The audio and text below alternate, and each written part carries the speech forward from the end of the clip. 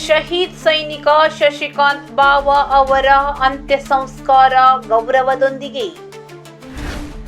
ಜೊಯ್ಡಾ ತಾಲೂಕಿನ ರಾಮನಗರದ ಶಶಿಕಾಂತ್ ಬಾವ ಅವರು ಸೇನಾದಳದಲ್ಲಿ ಸೇವೆ ಸಲ್ಲಿಸುತ್ತಿದ್ದ ಸಂದರ್ಭದಲ್ಲಿ ಮಂಗಳವಾರ ಜುಲೈ 29ರಂದು ರಾತ್ರಿ ಅವರು ಶಹೀದಾದ ಕಾರಣ ಅವರ ಪಾರ್ಥಿವ ಶರೀರವನ್ನು ವಿಮಾನದ ಮೂಲಕ ಬೆಳಗಾವಿಗೆ ತರಲಾಯಿತು.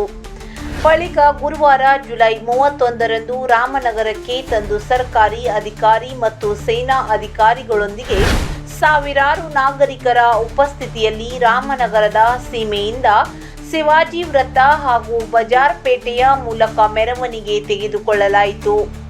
ನಂತರ ಶಹೀದ್ ಸೈನಿಕರ ಮನೆ ಮುಂದೆ ಅಂತಿಮ ದರ್ಶನಕ್ಕಾಗಿ ಅವರ ಪಾರ್ಥಿವ ಶರೀರವನ್ನು ಇಡಲಾಯಿತು. ಈ ಸಂದರ್ಭದಲ್ಲಿ ಸೇನಾ ದಳದಿಂದ ಶಶಿಕಾಂತ್ ಬಾವ ಅವರಿಗೆ ಪರೇಡ್ ಮೂಲಕ ಪುಷ್ಪಾಂಜಲಿ ಅರ್ಪಿಸಲಾಯಿತು. ಜೊತೆಗೆ ಹಾಜರಿದ್ದ ಜೊಯ್ಡಾ ತಹಸೀಲ್ದಾರ್ ಮಂಜುನಾಥ್ ಮೊನ್ನಾಳಿ, ಚಂದ್ರಶೇಖರ್ ಹರಿಹರ್, ರಾಮನಗರ ಉಪನಿರೀಕ್ಷಕರು ಸೇರಿದಂತೆ ಸೈನಿಕರಿಂದ ಗೌರವದ ಸಲಾಮಿ ನೀಡಲಾಯಿತು.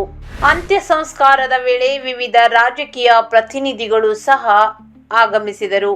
ರಾಮನಗರದ ಭಾಗದ ಪೂರ್ಣ ಬಜಾರ್ಪೇಟೆ ಮುಚ್ಚಿ ಶೋಕಾಚರಣೆ ನಡೆಯಿತು.